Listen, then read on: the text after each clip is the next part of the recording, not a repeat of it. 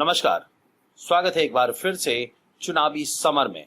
हम लेकर आए हैं आपके लिए बीएसपी फैमिली के कुछ और अपडेट्स। सीएए जल्द ही घोषित हो सकता है असंवैधानिक।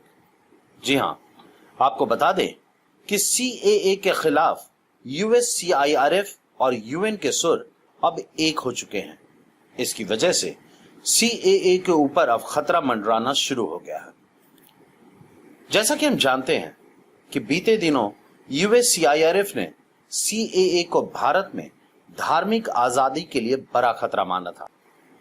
वहीं यूएन ने भी कहा था कि भारत में धार्मिक भेदभाव बढ़ता जा रहा है, जिसकी वजह से दलितों को यह भरोसा हो गया है कि वह दिन अब ज्यादा दूर नहीं जब उन्हें प्रधानमंत्री मोदी और अमित शाह की तानाशाही से मुक्ति मिल जाएगी। वैसे भी सीएए से सिर्फ दलितों को ही नहीं बल्कि मोदी सरकार को भी नुकसान हुआ है। दरअसल मोदी सरकार के पहले कार्यकाल की तुलना में दूसरे कार्यकाल में जनता की भी सरकार के प्रति अविश्वास बढ़ गया है।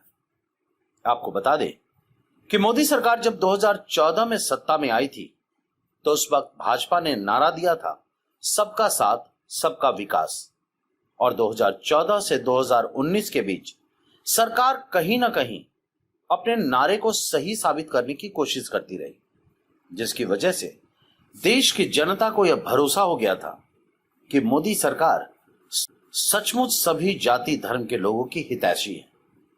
और इसी भरोसे के साथ जनता ने 2019 में मोदी सरकार को पहले से भी ज्यादा बहुमत के साथ दोबारा चुना।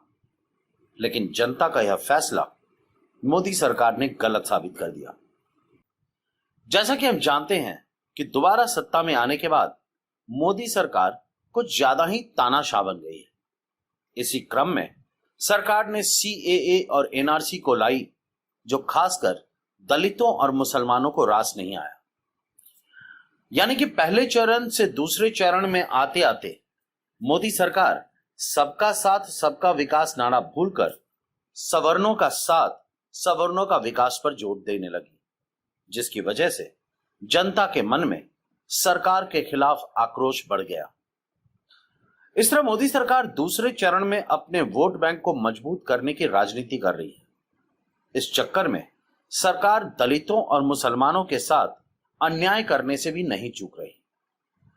लेकिन अब यूएस सीआईआरएफ और यूएन ने एक सुर में मोदी सरकार की आलोचना कर यह बता दिया है कि अगर मोदी सरकार यह सोचती है कि लगाम नहीं लगा सकता तो यह गलत है। संस्था ने साफ साफ कह दिया है कि भारत में सीएए से दलितों और मुस्लिमों की स्थिति दयनीय होती जा रही है। इसलिए मोदी सरकार पर इस पर कोई एक्शन ले, वरना यूएस सीआईआरएफ और यूएन मोदी और शाह पर ही अब एक्शन लेगी। कुल मिलाकर यह कह सकते हैं कि अब मोदी सरकार के पास कोई चारा नहीं बचा है। अगर सरकार चाहती है कि देश में भाजपा का भविष्य उज्जवल रहे तो फिर सरकार को खुद आगे बढ़कर सीएए को वापस लेना पड़ेगा। हमारे साथ बने रहने के लिए आपका धन्यवाद। आप हमारे प्रोग्राम्स को today's.com पर भी देख सकते हैं और आप हमें टुडेज टीवी पर ट्वीट भी कर सकते हैं।